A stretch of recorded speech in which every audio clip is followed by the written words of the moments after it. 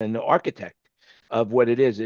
And of course, terminal. It's a mall that basically is supposed to be like an airline terminal where you go in and they have signs to London, to Paris, to to Istanbul, And and that's each basically floor. like yeah, terminal, and it's really big. It's huge, huge, huge, huge, huge. And if you ever get Anyway, to Bangkok, they have the best food mart and the most economical food mart on the top oh, floor by far. we ate there the other night. Yeah, It's almost like you're stealing their food. I yeah. mean, the average dish is 32 baht. That's the Mhm. average dish. So whatever you want, and you could order as much as you want, but 32 baht. So let's break it down. 32 baht is like $1. That's what it is. So last night or the night before, I had some duck. I had some wide Asian noodles. I had a Thai cucumber salad. Bo had a Thai crab salad, and she had some sort of Thai pork dish as well. And the whole thing came for both of us 220 baht, which is $6. Like Yeah. ridiculous cheap. And that includes drinks. So yeah, Terminal 21, I recommend it highly, the top floor.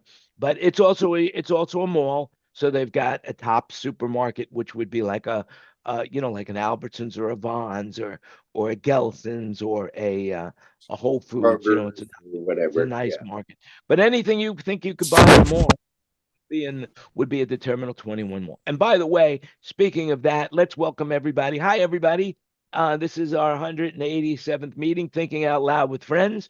We're talking about Bangkok right now, but that doesn't mean that's what we're going to stay on. We talked about the weather before you got here. We talked about musicians. We are talking about whatever pops into our head. So, anybody have anything that there's popped into their head that they'd like to share? Well, I've had a wonderful week dealing with utility providers blowing up my home. So that's been fun. They decided that it would be nice to send 220 volts down my neutral in my house. Ouch. Yeah. Wow, why did they do that? Well, you know, it's almost getting legal at this point, but it was windy and something happened on their transformer and boom, every piece of metal in my house was energized. All my Well, conduits, everything. I thought maybe you overpaid the bill and they just wanted to give you your money's worth. Yeah. No, No, not it's not quite. been. Do you know that guy I was talking about in Miami? Oh yeah, yeah. I contacted him. He said to send it down. Yeah, So he can fix anything, especially old Meyer stuff. yeah, yeah. I It ship was stuff down on the from bench. here. It was plugged in on the bench and kablooey. Uh, anything, I lost printers. I mean, the total right now is over $11,000 and Oh, what a climbing. bummer. Sorry to hear that. You know. Don't you have surge protectors on your stuff? Part of that $11,000 are all the UPSs and the surge protectors that gave their lives for the equipment that's connected to it. But also too, it blew my meter across my backyard. It launched it like a missile. Wow. Wow.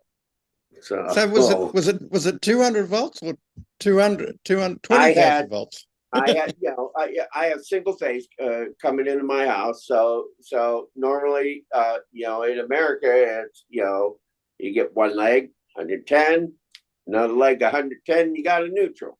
You get 220 across those two. Well, they put a combination of both legs down my neutral. Wow. So my ceiling fans were running at 400 volts. They were about to take off like jet engines. They were, I mean, like propellers. I was running around the house, Not for very long. turning them off, and because I could smell the coils melting. Yeah.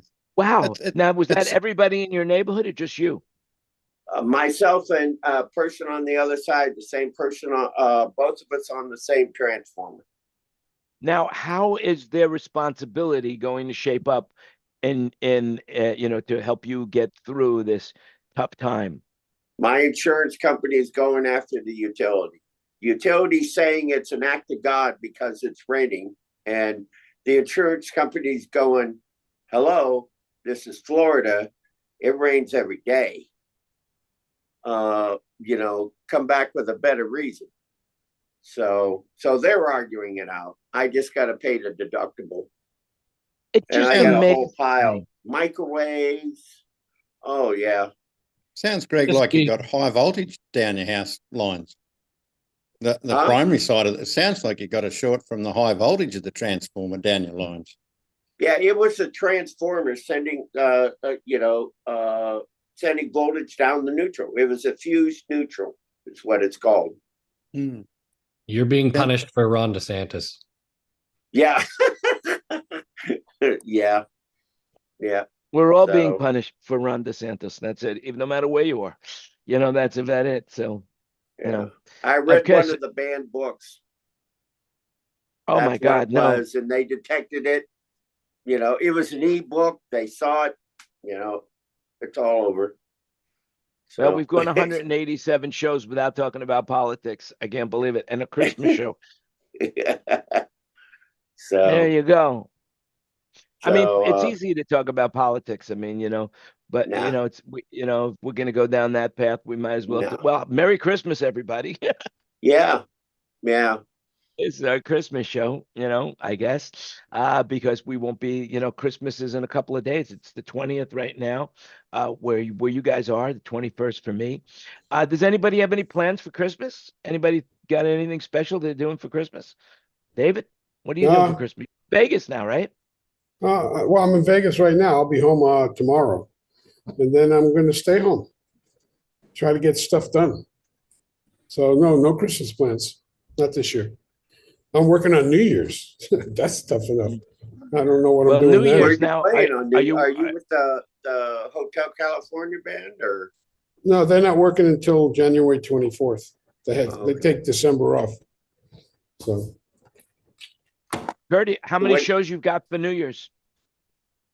Nothing. Everything we used to do for New Year's went away. We used to do a thing Really? with 3 stages, all at the Experience Music Project, or Mopop now. We've been doing a little corporate in there, and I do have a little thing that's an install. It's part of the NHL tournament or something up here, and they're going to put this kind of village outside of Lumen Field where the Seahawks play, because they're doing it. I don't understand. They've got the brand new Kraken venue, but they're doing this thing in T-Mobile Park, which is where the Mariners play. Right.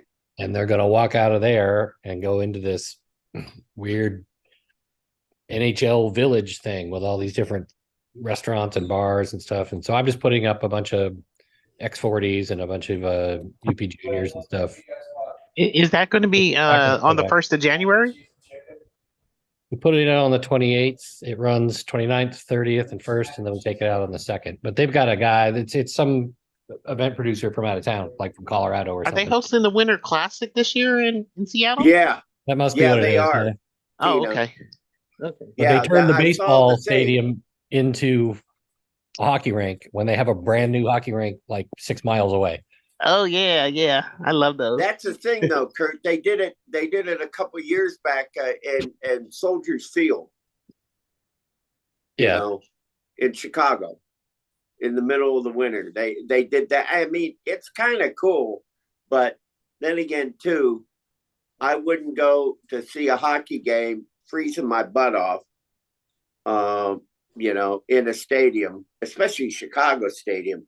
Yeah. It'll be okay up there. In Yeah, your there's the area. roof. They'll have the roof closed, and I'm sure they're rigging Yeah. for the roof and all that. So, I mean, it'll be cool. I'm not doing anything inside. I'm just doing this playback system outside, and they got a guy who's gonna run it and do the cues, and so we'll put it in, and then we'll go take it out. And so technically, I have a gig on New Year's, but I won't be there. Now, has hockey gotten that big that they could play it in a stadium? Well, Yeah. they do that. They do that every year. Yeah. Like the biggest one was when I believe it was the Red Wings when they played Toronto. at Michigan Stadium in Ann Arbor. But the Winter Classic is a classic. It's the hockey teams. There's hockey Yeah. teams that play there every year. Yeah. Just So in different Tina, you places. sound like a hockey person. I liked hockey with the Red Wings Oh, Mm. okay. when Stevie was playing. But Yeah. now he's like a GM over there in Orlando or something now. Yeah. Yeah. I Well, I remember. won't mention the Lightning now here, Oh. because I do go to a bunch of Lightning games. Or is it Orlando? Yeah, it is. That's where he's Well, at. no, Tampa. Yeah. Yeah. Yeah, we did a job with the Panthers. I believe that they're a hockey team down south in Yeah, in south. Fort Lauderdale area. Yeah. We did Yeah. a job with the Panthers, which was cool. But when I first started in the business, I was working for the mayor of Los Angeles, and I was doing celebrities for public events and commercials that for public service announcements.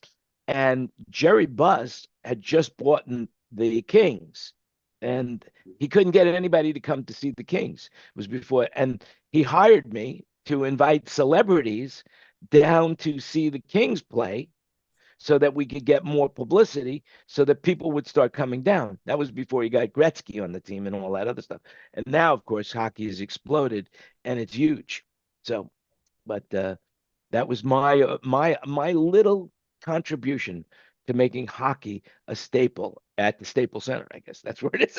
And during that time, that's when Myrna had season tickets to the Kings. Yes. So I used That's to right. go all the time. Did you see that Yep. HBO thing, Winning Time? What was it called? Winning Time?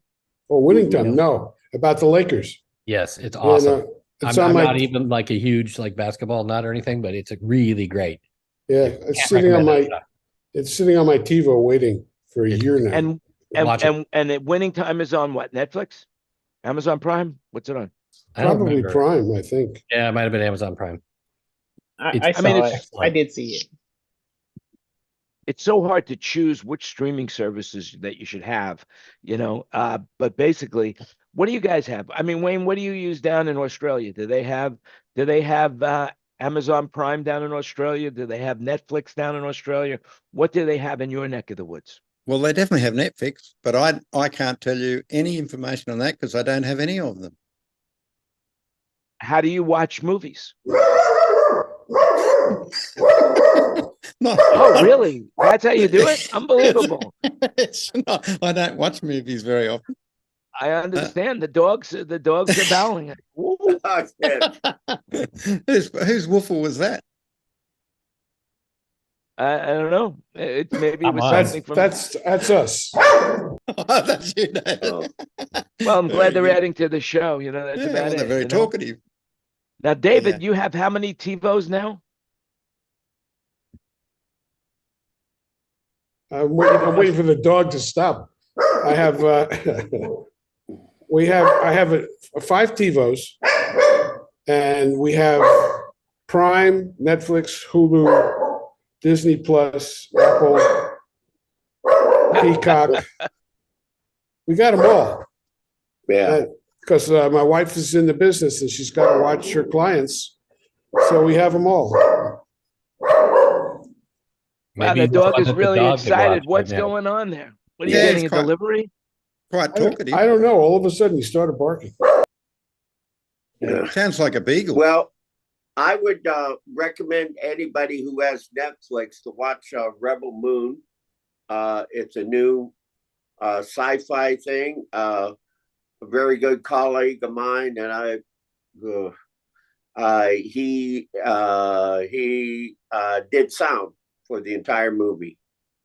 So Dick Hansen, better known in the business as Rabbit, was Joe Perry's guitar roadie for years, and he also did monitors for Aerosmith, and now he's done so many films over the years. He's quite famous. So Well, they definitely, if you get a chance, watch Rebel Moon on Netflix. I never I have, well, I always, you get Prime if you have Prime Movies, if you have Amazon Prime for shipping. So I have that.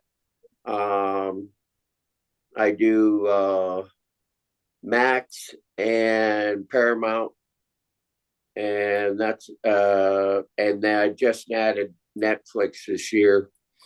And then I remember. I was just going to say, and then I have HBO TV. So, okay. So I remember when we all had cable, we were all complaining how expensive cable was. So we went and we started cutting the cords. Now we have so many subscriptions that it's almost the same as the cable cost that used to be. But you could turn them on and off. That's what's nice with the cable. You had your package and that was it. If there's something I want to see on Disney Plus, I sign it up for a month and then I'm done. And then maybe 6 to 8 months later, I'll turn on Disney again, or I'll turn off Paramount for 3 or 4 months, turn it back on when Picard comes back on, or something like that. Yeah, I didn't realize you could do that. I thought it was a 1-year subscription. Nope. Well, just don't pay the bill and use another credit card. Well, there is a card out there that I've been telling you about called Revolt. I believe that's what it's called. And basically you create a credit card, a virtual credit card for whatever you want to use, and then you put a limit on it. So when I buy a subscription, like for example to the New York Times, I put it on the Revolt card and they can't charge anymore. And then I have it shut off when I don't want it anymore. So I just shut off, and of course use an That's what I alias need. email address. Revolt is really good.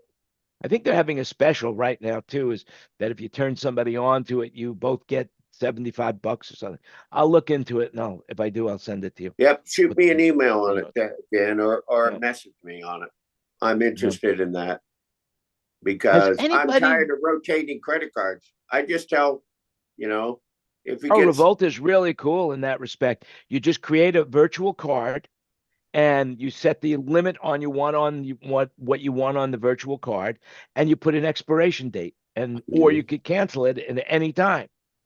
So I just, I get to the point to where if they're being a pain about it, I just call the bank and said, listen, this is a subscription fraud. I need a new card. Yeah. Maybe you should use that. This is a lot easier. Huh? Maybe you should use that card for your power bill. Yeah. Well, the interesting thing about all this power is my power bill is only $15 to $30 a month because I got a 12 kilowatt solar array on top of my house. Okay.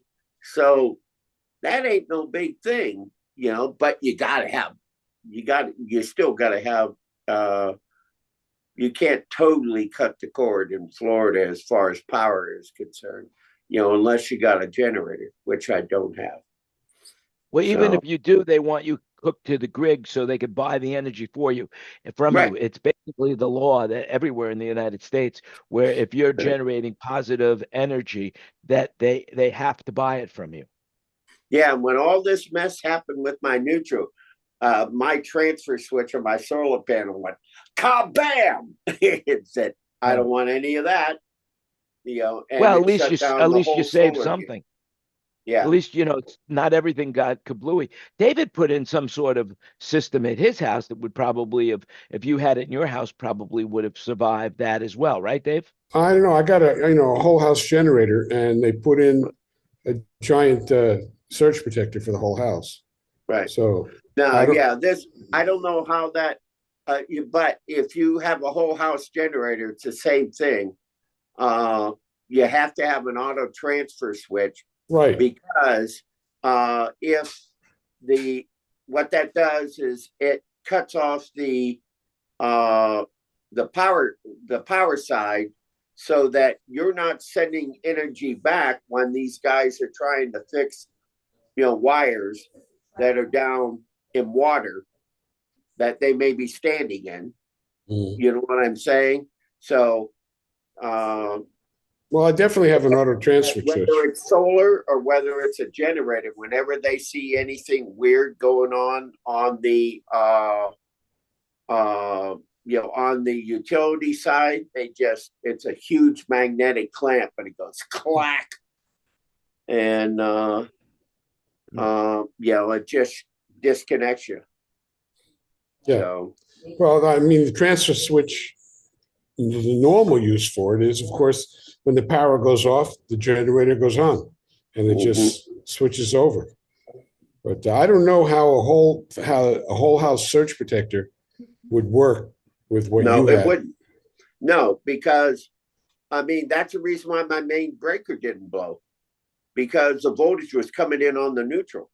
Right. So, Well, it's a good thing you didn't have a concert going on at the time at your house. You would have well, had to it was refund the 6 ticket prices. It was 6 o'clock in the morning.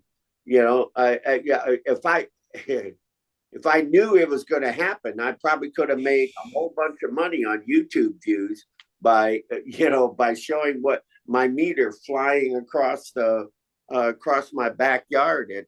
No. Was it loud? Anyway, Greg, was it loud when it went? Yeah. I mean, And trust it me, woke I'm you, not hey? up at 6 a.m. So, and the dog here would just jump. Yeah, he jumped about 1.5 feet. And I said, what the, starts with an F and it's not Frank. And then all hell was breaking loose in the house. So the one bad thing about LED lights, they blow more than fluorescent lights do or incandescent lights do. They don't like over voltage or weird voltage. They just go, I'm out of here. That's crazy, man. That's crazy. So, See, overmotivated electrons. Yeah. They'll run amok. If you let them run amok, they will run amok. Well, So, and I'm really glad I didn't turn on a light switch and touch the faucet, because I wouldn't it be just here. sounds like high voltage. It really does sound like high voltage coming through the house. Yeah. Because Everything was electrified that was plugged in. because well, all I could say, Greg, it's a good thing you weren't using your vibrator at the time. That's all I could say. You're lucky. That would have been a YouTube video we could have watched. But speaking of that, has anybody seen the Netflix show Obliterated? No. It is hilarious. It's you have to suspend your disbelief system. But it's a 6-episode miniseries on Netflix, and I highly recommend it for a good. It's a lot of laughs. You have to suspend your disbelief system because it's impossible for it to be real. But if you do that, it's funny. So that's something that I would recommend. By the way, did you hear that Barbie did over a $1 billion in the box office? Yeah. Unbelievable. And now they're not, you can't buy Barbie. You can only rent it online for 48 hours. You can't buy a Barbie DVD. They're just going to rent the bull crap out of it. Well, soon it'll be streaming soon enough. It is streaming, but for, you pay $39 for 2 days. It's like, the Eras tour, same thing, Speaking of which, she's done over $1 billion on that tour as well. Beyonce has done almost 600 million. Springsteen's done almost 400 million. Coldplay, I can't believe it, but Coldplay has done 325 million last year. Harry Styles only did 290 million. Morgan Wallis, the country star, 285 million. Ed Sheeran, 268 million. Pink, who would have thought? Pink's tour last year did 231 million compared to The Weeknd 221 million, and Drake about 41 million, or I think 41 million. Yeah, 41 million. I mean, Well, that's Coldplay amazing. is huge in Europe, Jan, and Scandinavia. I mean, Coldplay is huge. I wouldn't have, I don't get it. They have like one or two good songs, and yet they seem to be, I mean, like they are really racking in the dough. I mean, Yeah. thinking about that they did, $325 million this year on their tour. Wow, that's a lot of Well, I money. think you should add in Barry Manilow on that list. Yeah. I like him. I don't see him on the list, but maybe he's just, bubbling under the top 10.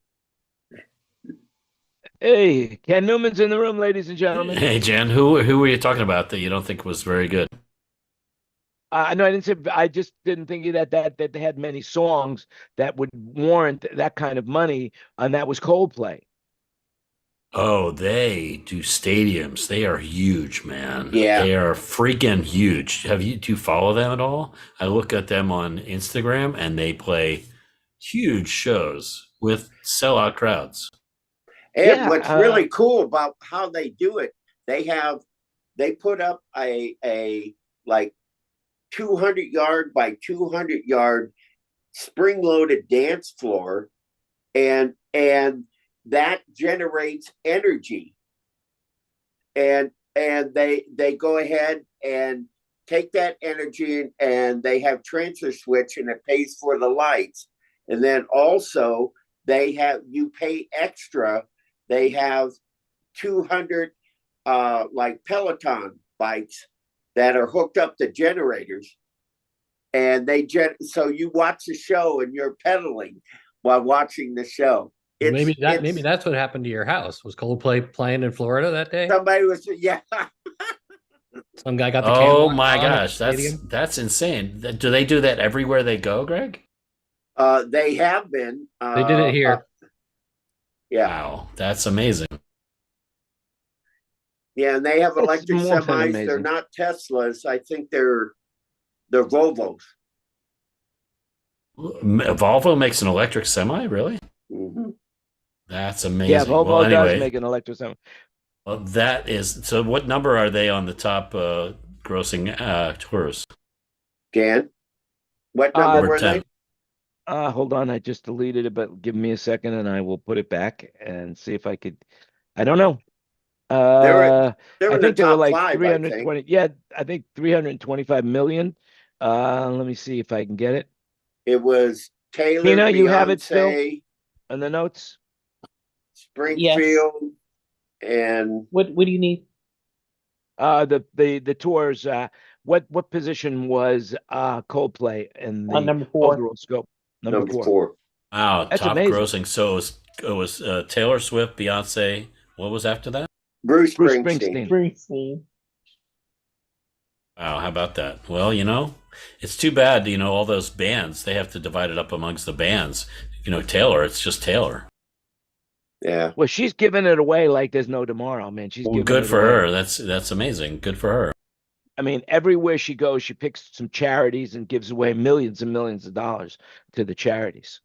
But think she's about this, definitely guys. amazing. All of those top 5 were Claire Global. That's scary. That's so how much money does that mean Claire was making of that? Ooh. You can't count that high. Nice. Well, Claire, you well, can't for what do it's worth, Taylor Swift used to be an 8-day account, right? And it became their account because Yeah. they got. What And about I'm sure what about that's the how other they're ones? going to divide it up, when I'm saying, oh, that was 8-day, but 8 days got to, pay the piper, so to say. Well, here's an Wow, interesting thing about money and bringing back in the sphere, because if you could see the logo this week, it's Santa Claus going down the chimney of the sphere. But basically, I hear they're losing a ton of money, every day. They're losing money at the sphere. And Bono generated 109, almost 110 million through their first 17 shows. But the Sphere is definitely losing money, and I don't see how they're going to be able to survive over a period of time. You But their quarterly report showed their quarterly report showed a operating profit, but not overall profit. I mean, you know, you still got a $2 billion expense hanging over your head, but yeah, operating profit, they made money. no, they lost money. They're losing money. They're They just their put a power bill report out alone is. after their CFO left, though. I heard that they're losing money. Matter of fact, I spoke to somebody who very intricate into the Sphere organization and told me they're losing money hand over fist. But you know, it's hey, do your own research. Everything you hear today is an opinion, so do your own research. But listen to this: the 360-foot Sphere interior dome is 160,000 square feet, 16K video screen. Wow. 160,000 square foot, 16K video screen. That's the audio designed by the German firm Holoplot, uses state-of-the-art beamforming and processing that assures every listening gets an ideal experience. It's also so precise, it requires engineers to input the ambient temperature and humidity of the Sphere for every show. And that's what Kenny was talking about, is that they have to keep the temperature at a constant level inside. Well, that I had heard that was relative to. I mean, that may be true for the holoplot, but I think I heard it was relative to just the simple expansion of the building, and so that it wouldn't damage any of the LED, elements.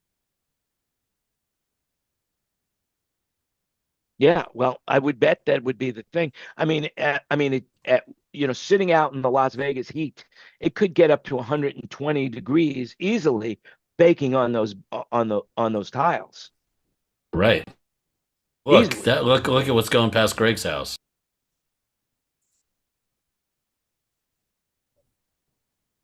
It's like a fire truck all done up in Christmas lights. That's funny. They're on their way to you, Greg. Take care of you. Is that a high-speed fire truck? Yeah, very high speed. Yeah. You know, there's a study, speaking of, cars, there's a study that they just did, which is kind of interesting. Okay. And because you've always heard that if you want to be impressive with people, you have a fancy car, is what they say. So owning an expensive car does make you more attractive. Premium car ownership not only seems to make you more attractive to the opposite sex, it also makes the owner themselves believe that they're more attractive and socially superior, said a Federal University of Rio Grande Norte researcher. So basically, yeah. So if you got a nice car, you feel better about yourself and you're more attractive. What do you know? Who would have Sorry thought? about the My interruption. imagination. And that's news? Yeah. There's no news. No news is good news. That's all I can say. I think that's very evident in California, especially where you are your car. Yeah, absolutely. California is real. It's amazing how your identity can be shaped by the car you drive, how superficial that is. But it's true. That's California for you, or at least Southern California anyway. So what's the top promotional car then? At the moment, the one that's the most common? Yeah, the most exuberant.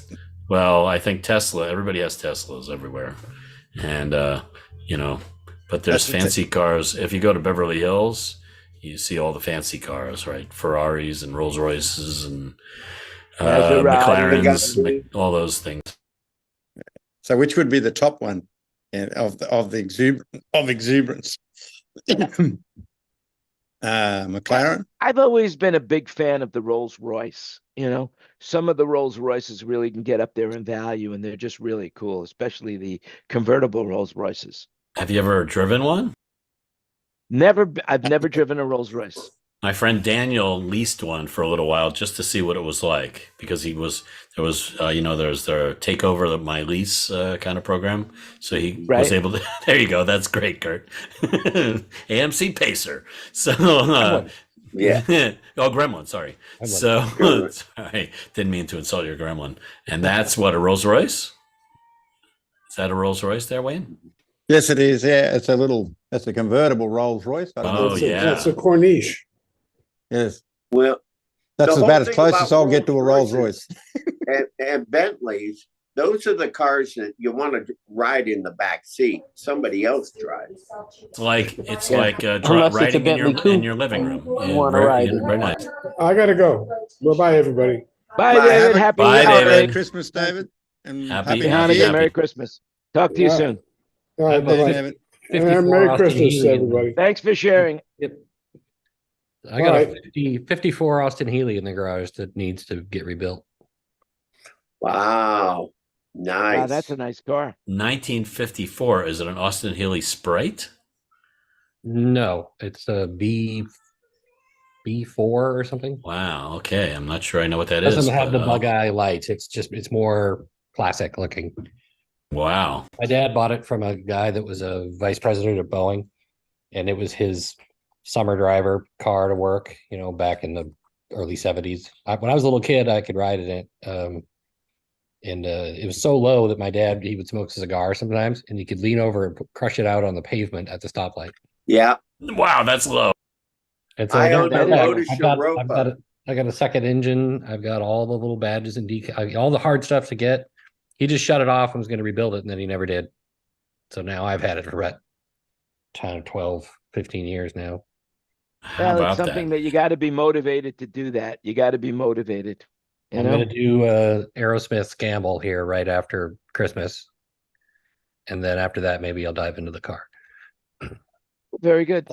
That's a lot So- of work, Kurt. Well, I got to do something. I kind of want to play golf. Yeah, well, Well, that's- it's going Let to me take ask you you- at least. Go ahead, Ken. Yeah. That's funny. That reminds me of a story I heard. So the keyboard player in Manilow's band bought an old Porsche 911 from the backline guy years ago, probably 20 years ago. He bought it from him, and it was old at the time. So he just kept it in nice shape and hardly drove it ever. He was able to sell it recently for enough to buy a brand new Porsche, if that tells you anything. Whoa. Yeah, they hold their value and increase in value. That increased in value a lot. Yeah. That guy that owns Telefunken is really into him. Tony, he collects them. Old How ones. about that? I wonder, There's especially Josh. during Hi, the Josh. pandemic. hello, Josh. I guess especially during the pandemic, that would have been the values of those cars must have went really high. I was just really impressed that he was able to get a brand new Porsche with the money he got from selling an old antique one, Out doing One it of the up. biggest mistakes I ever I regret is I had a Lotus Europa John Player Special Wow. in 1976. I love that car, black with gold trim. And it was like one of those cars, Kurt, to where literally, you can open up the door, put out your cigarette, right on the pavement. And I sold it, because I was on the road so much, I never drove it. It was sitting in a garage in Ohio. And so I just said, okay, you give me 12,000, it's yours. Now they're worth, 6 figures. No kidding. Wow. Yeah.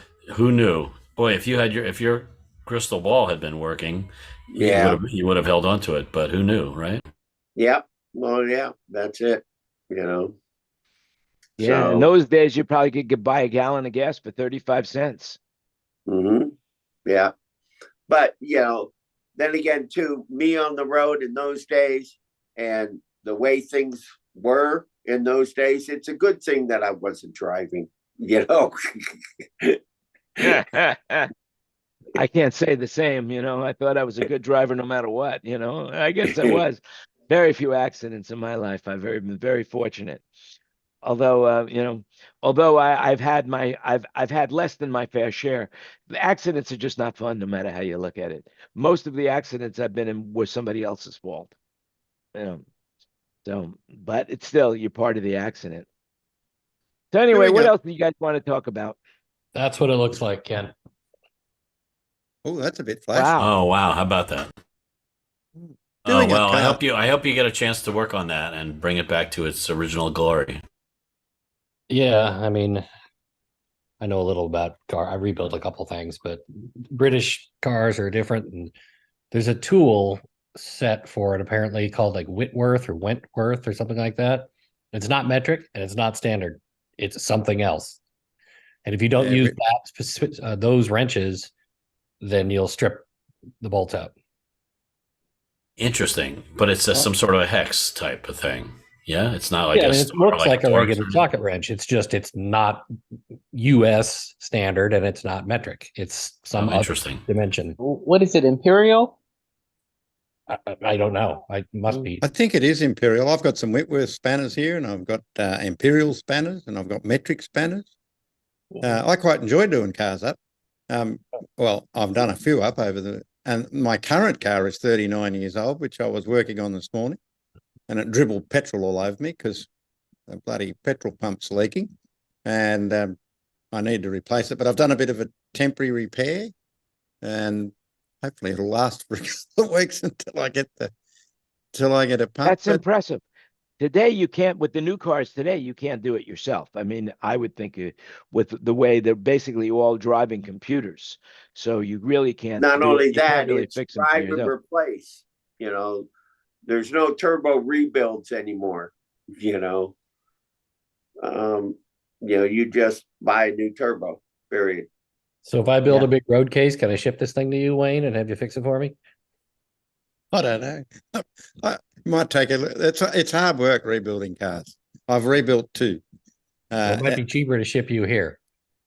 Probably Yeah. cheaper than media there. Oh man, Wayne in Seattle. I could see him now. Oh my goodness. Now, the one thing about rebuilding your cars is your hands stay dirty for weeks afterwards. Weeks after it. You just can't get that grease out of your hands, no matter what you do, under your nails, whatever. It's just your hands just get dirty. You know Unless what's you wear worse? gloves. Yeah, But gloves is a good Jan, idea. Kurt's rebuilt Gambles. So, But those are clean. Well, not really. You get inside of that thing, and there's some stuff Let's get some stuff in them. down inside of there that you need to be careful about, especially depending on who owned it. Mhm. You know what I Well- dislike, Jan? Oh, sorry. No, go ahead. What do you dislike? I can think of Well, many it's not things. really a dislike, but when you work on cars all day, and I was a fridge mechanic, which is sort of similar but not quite the same. The oil in that was a shocker because it was hydroscopic. So if you got splurted with it, it would soak water. So if you went and had a shower and you had it in your hair, you'd have to have like 5 showers before it would all come out because it was hydroscopic. But when you worked on a car or something and you worked on, like even this morning, I wasn't even in the greasy part, you can wash your hands and you can get most of the oil and the grease out, and it doesn't come out of under your nails for a few days. But the smell stays in your skin. The oil smell will stay there for a couple of weeks sometimes if you work for a long time on them, and it stays that way. But on the oil thing, on the refrigeration oil, if I've got 2 seconds, I'll tell you a little interesting story. I was going to do many years ago, 20 years ago, I went to change an oil in a little compressor, commercial one. Anyway, I was nearly finished. You got to seal it off, and I changed the oil and with the valves, and you have a little 1-inch plug on the side of the compressor. So the apprentice is there, and I'm looking over the top, and when you finish, you've got to purge all the air out of the compressor. So to do that, I would just crack the valve so that a little bit of the pressure would push all the air out of the compressor. This day, I happened to slip with the little spanner, and I'm sitting over the 1-inch hole of the compressor. Every single bit of oil came straight out all over me. It's dripping off my glasses and out of my hair, and all the apprentice could do was laugh. And I go, find me the spanner. I want to close the thing down. Oh, Jesus, I stunk of fridge oil for about a bloody week. Right. It doesn't have much smell, but Is that when you came up with that famous line, and what? Quit show business? Was that you? What? No. You quit show business? That's it. That's it. Oh, I'll never forget that because it was the oil was running off my glasses and my face, and all the apprentice could do was laugh. Well, all I could say, it's a good thing you don't work for NASA. Otherwise, it would have been really a disaster. I mean, Uh, have you guys seen the new pictures of Pluto? I think it's Pluto. I mean, they are capturing so many pictures with this James Webb telescope, which is off the hook amazing. I just saw, they captured a picture of the Milky Way, the heart of where we live, the Milky Way.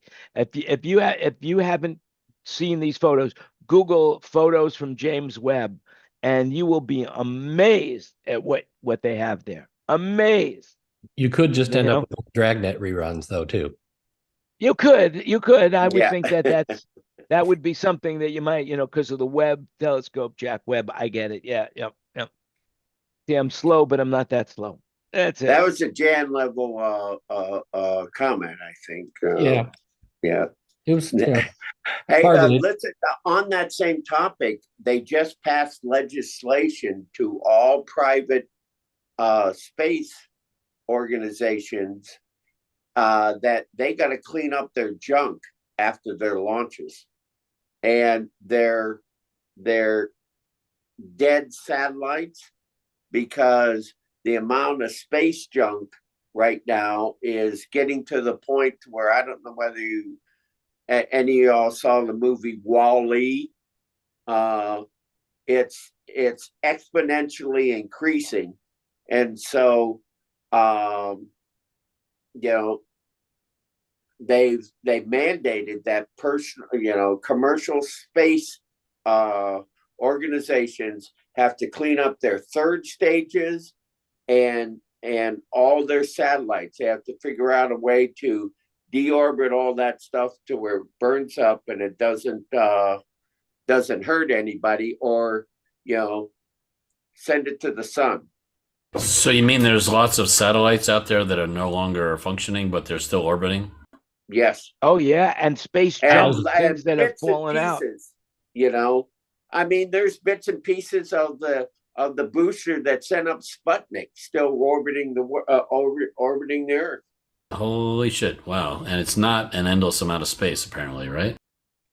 Well, it isn't an at endless one amount of point space, we're going to but, run out of it. but it's what do in you do? it's in that level of atmosphere. So it's in that level above the planet where which is where the satellites need to go, and the space junk has the potential of destroying the satellites by running into it. Yeah, I think Mel Brooks actually had a great idea. If anybody's watched Spaceballs, there was the big vacuum cleaner that was sucking all the air out of Duridia. Well, just put that around the Earth and let it suck up all the space butt. Hey, It worked in He the was ahead movies. of It his should work time. in real life, right? yeah. Yeah. I mean, Elon Musk right now has got like how many Starlink satellites up there? Thousands. And I was just reading an article about how he is controlling so much of the communication now on the planet that it's scary that a personal company, not a government company, is controlling the communications of the planet. Hey, Pretty you can get amazing. Starlink in the Kingdom of Bhutan. So, and it's great because when you're landlocked by the Himalaya and China and India with their lovely infrastructure, and that's a note to any of y'all who've ever done a show in India, you'll know what I'm talking about. So yeah, so people are going to Starlink left and right in this tiny little kingdom in the in the Himalaya. Yeah, it's pretty amazing what he's accomplished with that. It's mind-blowing that he has come up with so many good things and also so many bad things. But I guess that's how it is. You're not judged on your failures, but you're judged on, how many times you fail and keep on going. So there you have it. The other thing is that, you know, we're all looking at all of this artificial intelligence, right? And there was an article that I read right now, which is really pretty amazing, that only 25% of all the artificial intelligence advice given for medical purposes was correct. That means if you Google something, oh, I've got this, or I've got this wrong with me, and these are my symptoms, 75% of the time, you're going to get a wrong diagnosis. So be very careful about that when you Google your health conditions on on artificial intelligence. So don't chintz out on going to the doctor. I wonder who put out that article. Let's see. Amen. Oh, by doctors. Oh, it was written by doctors. That's right. So who knows if it's accurate or not? Do your own research. Hey, listen, as a cancer survivor, my doctors tell me what to do, I do it. Yeah. Period. I mean, I had relatives that still don't want to talk to me because I got all these different vaccinations and everything like that. I don't care. Doctor told me to do it, do it. Well, if you believe in your doctor and you trust them and they've had some success, there's no reason to deny what they're saying. But sometimes you get different opinions from different doctors, and then you have to make a decision which doctor you want to go with. Right. Well, put it this way. I've been I've been throwing faders since 1972.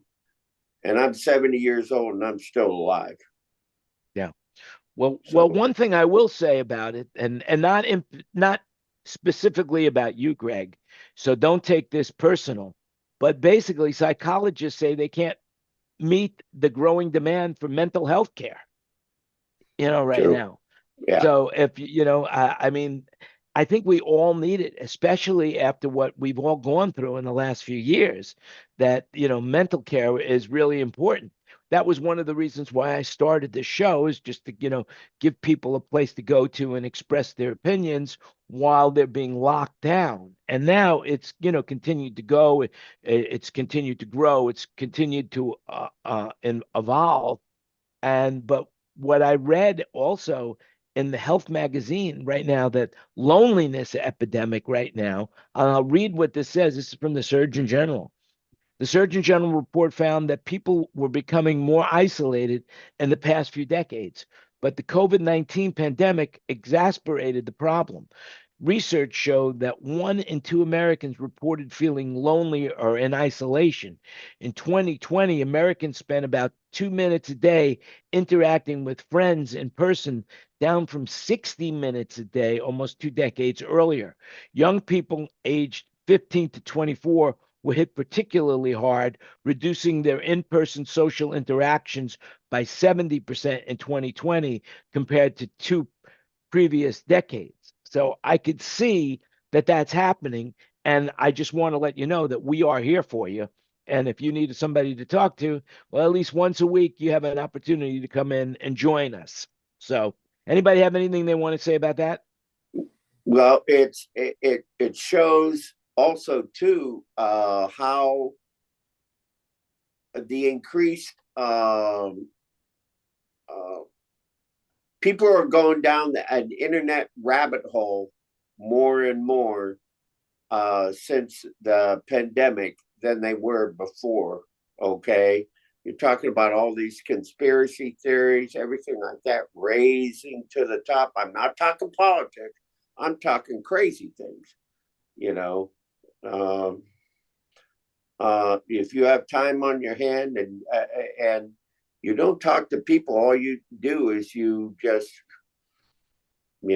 live on YouTube, live on Facebook, live on, name your social media platform. It's scary. Yeah, it's very I can disturbing. see people getting very caught up in that. What you're talking about, Greg, and just living for that, and then oh my God, their life as it should be goes right down the tubes, right? Mm-hmm. Mhm. Yeah, basically what happens is they start to believe in that social media aspect, and it becomes their life and where they get their information and their social circles and all of that. And if I mean, you read about these young girls that commit suicide over the fact that they get bad social comments on Facebook or Yeah. Instagram or Twitter. What I don't understand, maybe you guys know, but like, do you know who Twitch was? He was Ellen DeGeneres' sidekick on her Yeah, show, yeah. right? She did a tribute to him recently because it was the anniversary of his death or something, right? Right. And what I don't get was that she said just prior to him killing himself, he was as happy as could be. He was involved with everything. He was Yeah. everything positive. I don't get it. So what happens with these people's brains that they feel like their only thing that they can do is kill themselves? I don't get it. They don't You want to know, lose one the high. one Maybe they thing have a real mood swing, like that's not controllable. So they have levels of enormous amounts of enjoyment, and then when they at some points they disappear into a deeper, different sort of thing where they think the only way to fix themselves is to kill themselves. I find that as you said, can I find that rather? It must be like you can feel bad, but to kill yourself is a different kettle of fish. Yeah. Okay, so somebody I know, I mean, I got this very disturbing email from his wife, I guess now his widow, that said I shouldn't say what it said, but it was very disturbing, and he killed himself right in front of her. It sounded like, and I was just like, Ooh. what drives a person to do that? I just don't. I can't get it. I mean, I know that when the last time I talked to him, which was a couple weeks before that, he was kind of cynical about he was an audio guy. You know, he worked local in St. Louis area, and he worked with unions. And he was like, "Oh, these guys around here, they kill me." And you know, he wasn't very happy about the other workers in the union, and he wasn't very happy about the kind of jobs he would get. But he was still making a living, I guess, and he was still Right. surviving. And he has a daughter that has special needs. I'm not sure what kind, but some kind of special needs his daughter has. And I guess it became all overwhelming, and he killed himself right in front of his wife. What? I Yeah. just don't get it. Well, Yeah. the interesting thing about relationships, and I go back to W.C. Fields when he says, when he was asked why he never got married, and he basically said, I was in love with a beautiful blonde once. She drove me to drink. That's the one thing I'm indebted to her for. Well, You know, well, but to and get back to I can that, relate to that. you know, I did like in the Midwest, I did 15 shows with Robin Williams as a crew guy. And, you know, and I've also done, well, Sam Kinison is kind of expected. Yeah, but I Well, also Sam did Kennedy shows died in with a him. car accident. He didn't kill himself. Robin Williams did commit Robin suicide. Williams did, though, yeah.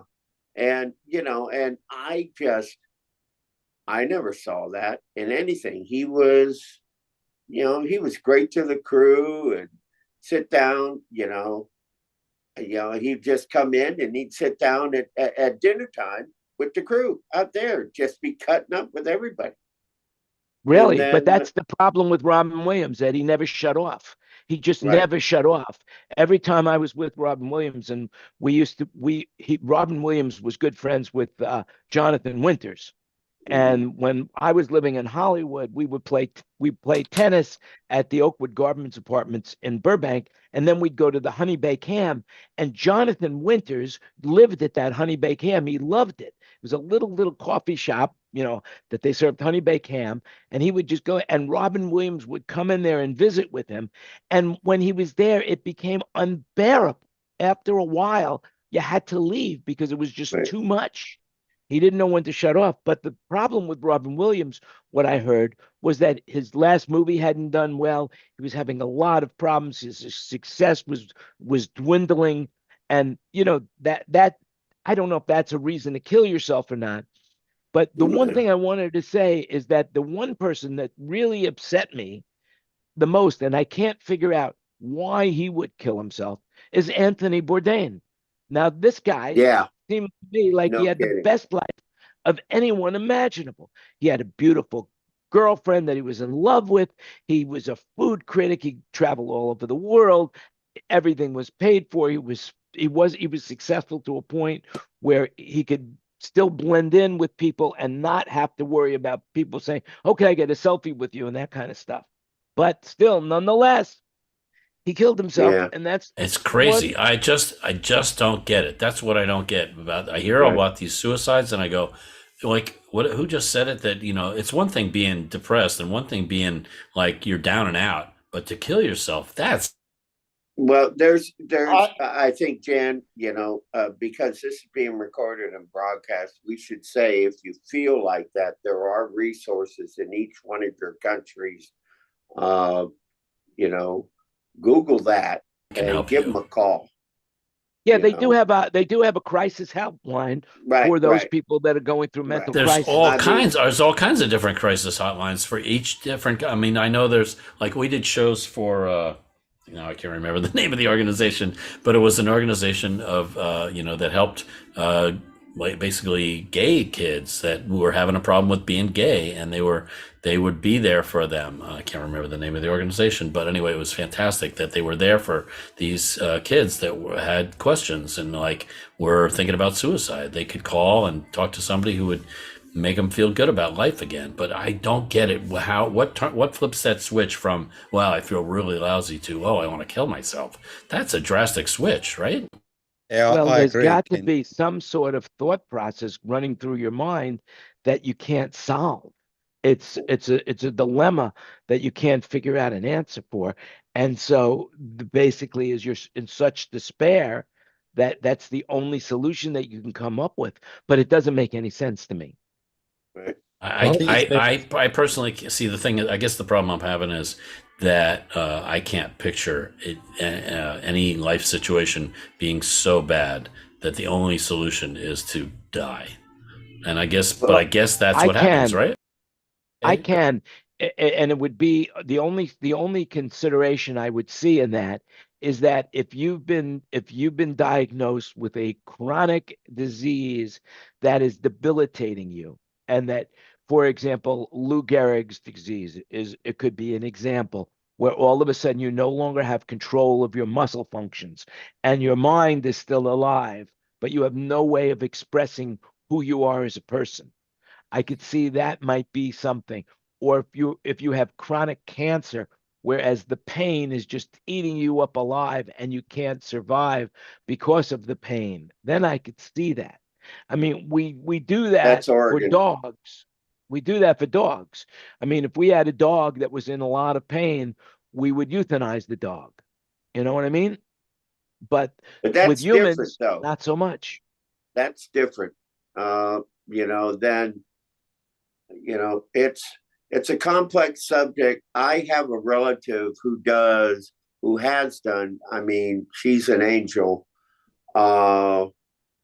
She's done grief counseling and also suicide counseling, and the people who do that are just incredible, and how they can just put it in a box and then move on to the next person. They're the people that go in after a school shooting or a mass shooting and talk to the kids, Right. and sort them out. And there's people out there, even for, family members or friends, just go talk to one of those people and just say, hey, I don't get it. Can you help me figure it out? And they do.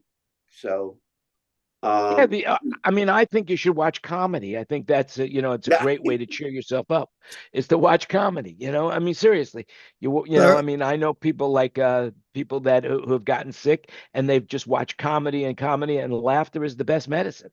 And that Mhm. might be something that, you would think, but there are plenty of ways. All you got to do is Google suicide prevention, and that you will have enough resources to be able to help yourself out of your dilemma. And just remember, you could always reach out to me on Facebook or any of the social media platforms. If you need someone to talk to, I will be there for you. And I'm sure everyone on the panel feels the exact same way, that if you Now- need somebody to talk So, to, Jan, you could reach out to me.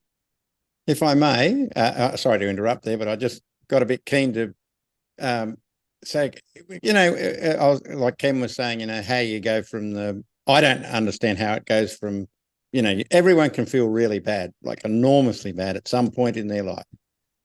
But there is a huge difference between killing yourself but here's an example of something, and I don't know any of these people. It was just an accident that happened a few years ago. So a family's kids went for a walk to get some ice cream and things down at the local shop. On their way home, a drunken driver ran over and killed the lot of them. Now, they were from ages from 4 to 17. You could understand the parents of that grief switching their brain into,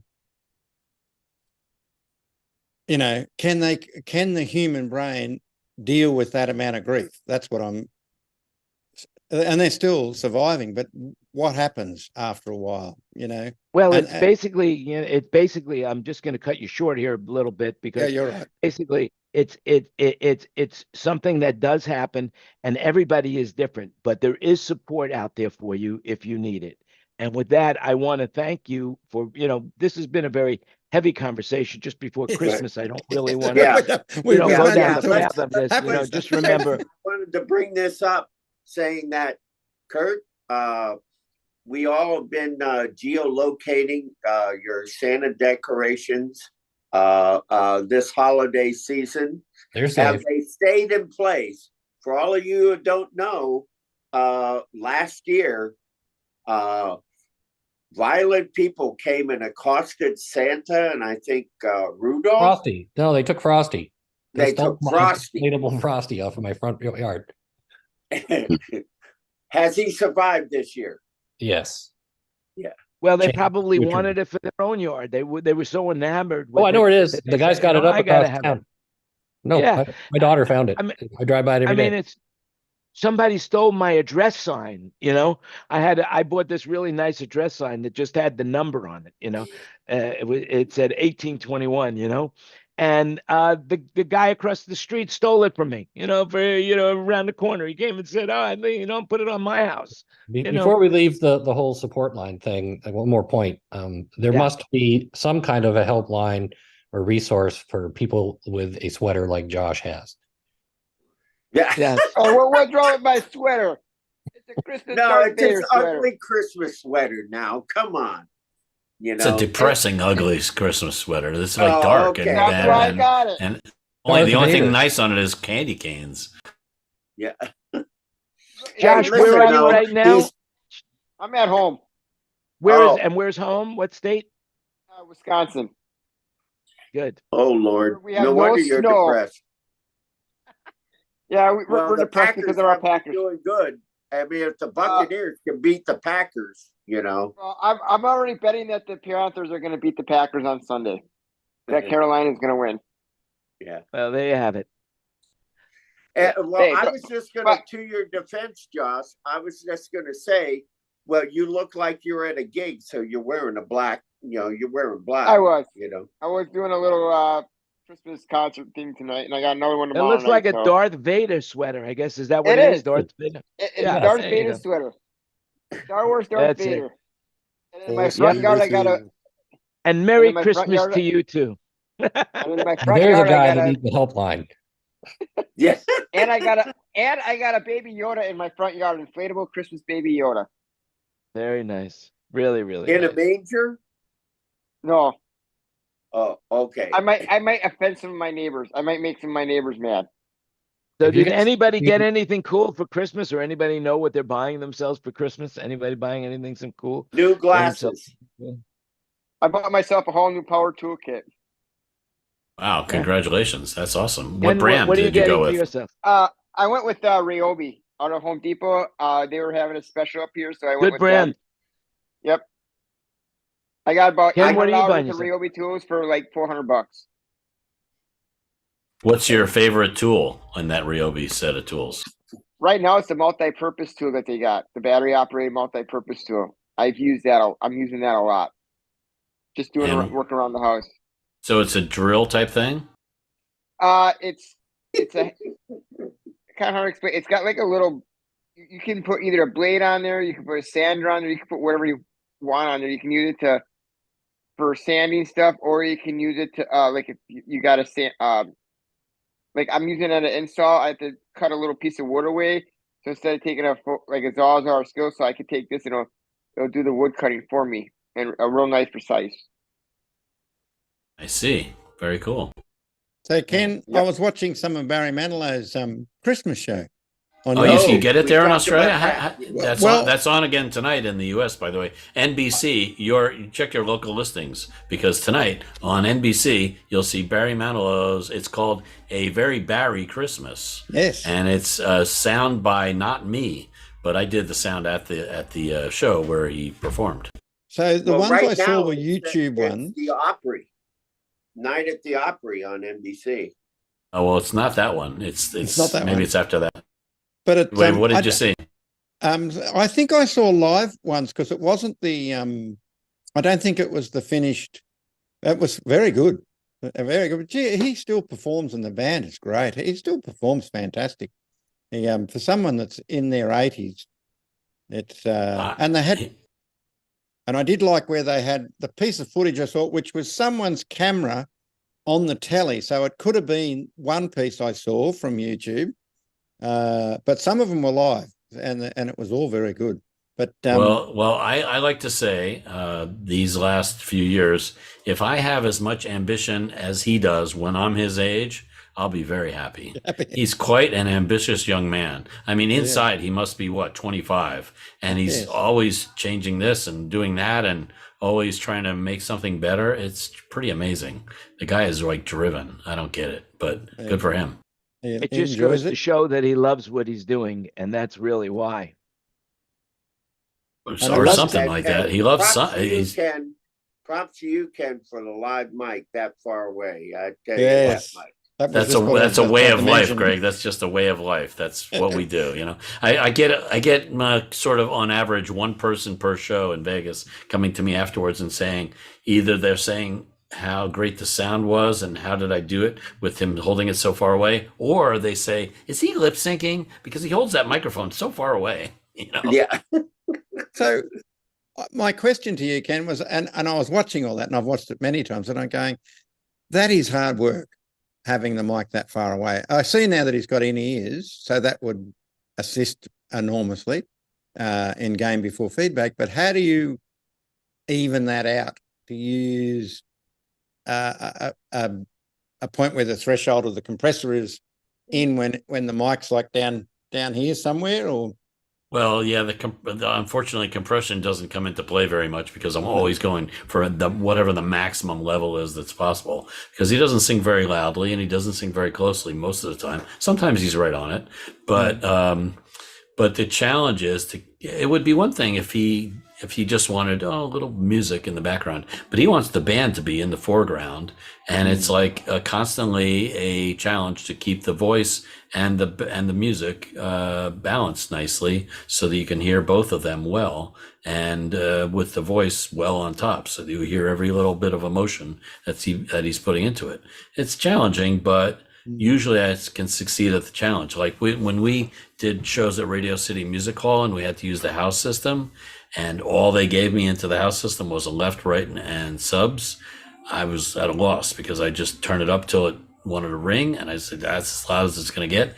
That level didn't get over the screaming and yelling of the audience very well at all. So I was constantly fighting to get him louder, and it was not happening.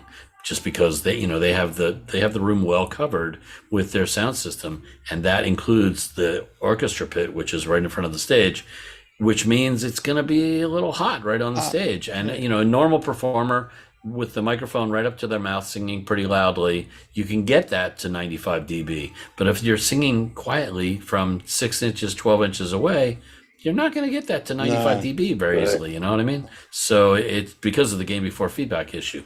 So the next time I go in there, if I can, if I get a chance to discuss it with the house guys, I'm going to see if they'll let me bring in my own front fill system. I know they won't let me bring in the main system, but I think the front fills might be where I'm running into most limiting of the gain before feedback. You know, they did front fills for Tony Bennett, so I think you got a good precedent there.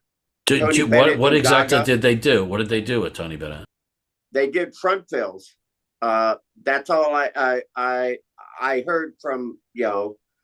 Well, Night Bob was there, and he saw the show, and because I could call Tom Young, you know, who did the sound for Tony Bennett.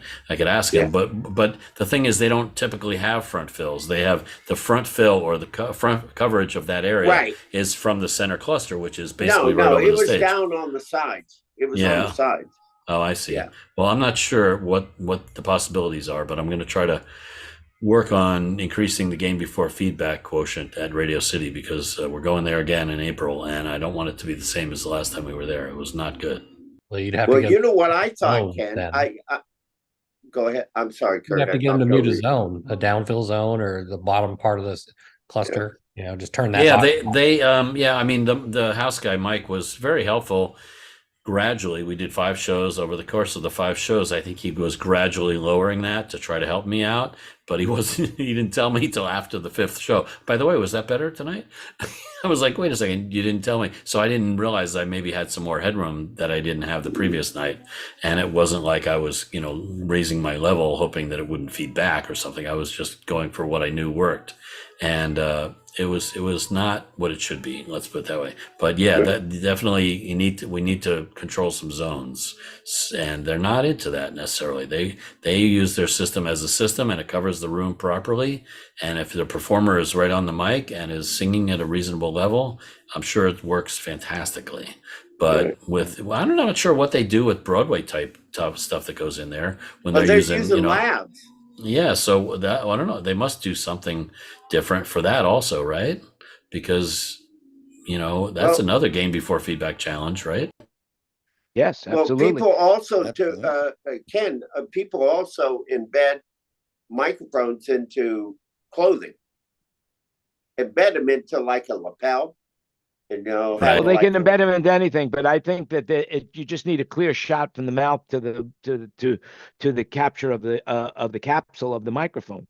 But all I can figure is if they're putting an Omni mic up here or the normal Broadway positions, or you know, I get it if they're using a headset mic, it gets it pretty close. But that's from here to here. In my book, is about a 10 to 12 dB difference in level, you know, coming from the source. So if the person is singing out all the time or speaking out all the time, that could be okay. But I'm not sure how they do it with it, you know, if they're soft spoken or not singing very loudly. You know, it's just something that I have to research before I go back there. That's all. Yeah. What about Omnis and the lapels? That's what they do in film a lot. I'm just curious, Kenny, what is the signal path of Barry's mic, including what mic and what capsule are you using?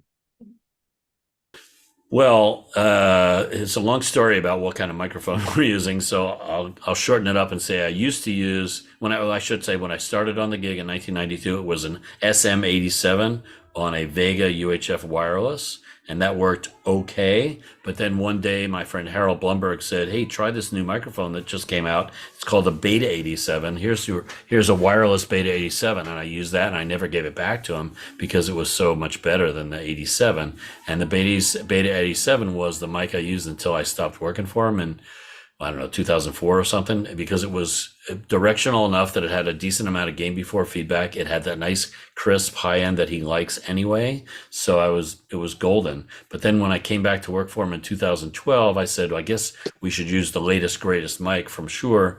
What's the latest, greatest? So KSM9 was the latest, greatest. I said, let's use the KSM9.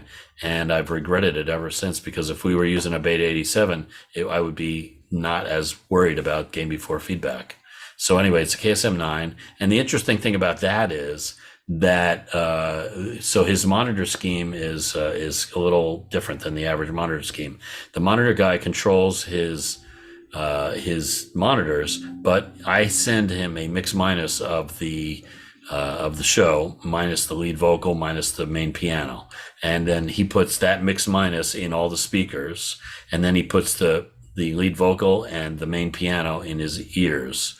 With lots of reverb, and so he gets the vocal and the piano in his ears. He gets everything else in the speakers around him, and his ear monitors are open. That is, he can hear through them because they're not closed ear monitors; they're open ear monitors, right? And his hearing, unfortunately, is, well, we don't know how it is exactly, but it appears that it has deteriorated over the years to the point where he only hears really well what comes through his microphone, because that goes into his ear monitors, and it's a very high-end accentuated signal chain. So anyway, his microphone ends up being his sensor for his hearing aids, if you will. During the show, his in-ear monitors are fed by his microphone, and anything he hears through the microphone, he hears really well. If he doesn't hear it through the microphone, he doesn't hear it that well. So point being that the KSM9 he's used to that, so I'm not about to change it and say, oh, you need to change to a different microphone because it has a better pickup pattern or something that'll give me more gain before feedback. So the KSM9, and for it's just a very standard signal chain. It's a UHF-R, and that's UHF-R still, because Will, the monitor guy, just doesn't want to change anything if it's not necessary, and UHF-R has been fine so far. So it's UHF-R, and it just goes into our splitter. The splitter goes into our respective mic preamps. Like for me, it goes into the SD rack and then shows up at the console. And then for front of house, I have many devices patched into it so that I can maximize the gain before feedback, such as I have a Waves, what's it called, the FBX or something, feedback eliminator thing. It's like a automatic ringer outer, I call it, because it rings out. It allows you to ring out the microphone, and it's rung out to the max. I mean, I just have everything notched out. It's stupid, but somehow it just that sound that it results in works. And then I have it goes into a C6 in Waves also, which is a multi-band limiter, so that when he gets on it a little bit, if he's singing loudly or louder than before, it reduces a little bit of the low end, because one thing he doesn't like is the low end. He makes it to sound nice and clear all the time. He doesn't care if it has any low end at all. He just wants it to be nice and clear.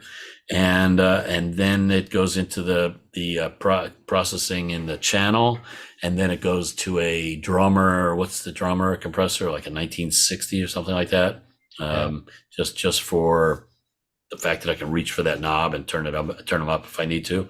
And every once in a while, if he happens to sing on it, it'll maybe compress a wee bit, but it's not really for much compression, like in the true sense of the use of a compressor. And then it comes back into the channel. And then, I should say, and there's also a Lake. There's also a channel of a Lake LM44 in there, so that I can EQ it just a little bit more, to have a couple little notch filters in there on the Lake LM44. And then it goes to the vocal bus, which includes the reverb, and that bus also has an LM44 on it, so that I can do a little bit more tuning of that bus to get it a little bit more gain before feedback. And that's the signal chain. Have you a couple months ago, you and I were on the same Zoom call about the Apple Studios, how you do with Robert, do this before you go to reverb, and then it's, cut high pass, low pass before reverb, and after reverb. Have you tried that yet? No, I haven't tried anything different, because what I'm doing is apparently working okay. I'm not about to change. Plus, I looked on the Digico console, and maybe it's there, but I couldn't find a. Yeah, you can't cut it in. High pass. There wasn't a high pass and low pass on the EQ of the aux send. Input, on the send, yeah. But so I didn't see that. So I was like, you know what? I'm fine with what I'm doing. And so, and by the way, he's one of those artists that prefers that reverb to sound very artificial, to have that every time he hits an S. I don't know what they call that. Okay. Julio used to call it Ziz. I want to have lots of Ziz. So he likes lots of Ziz. And if he listens to the recording and doesn't hear Ziz, he'll be asking me why not, you know? Yeah. The other thing is, have you looked at Samuel Edwards capsules for your? They make capsules for Sures. Yeah, I'm sure there are lots of really great microphones that would sound a lot better than KSM9. No, just change the capsule. Well, change what I'm still going to be different than a KSM9, right? Yeah. So and that's not in our vocabulary to change the microphone. All right. You know, because it's like, Well, it's his tool. It's his any other microphone is going to respond differently, and he's going to it's going to upset the apple cart, because the one thing the monitor guy is teetering. Well, we're all teetering on the edge of success and failure constantly, because we never know exactly what he's hearing with his impaired hearing range, as well as, you know, he's the one singing, so it's normal that we're not going to hear exactly what he hears. And the sound that he prefers is pretty extraordinary and pretty different than what an average singer would like. So Will just says, I'm just going to give you what I know has worked in the past, and I'm going to continue giving that to you, and you're going to keep liking it. And he does. He continues to love it. So good for him. Oh, cool. And so the crowds love it. So congrats to you. Change is not something we like. In fact, before our last show of the year, which was a few days ago, Will put a little piece of white tape on my board that says, and he wrote on there, "Change equals bad."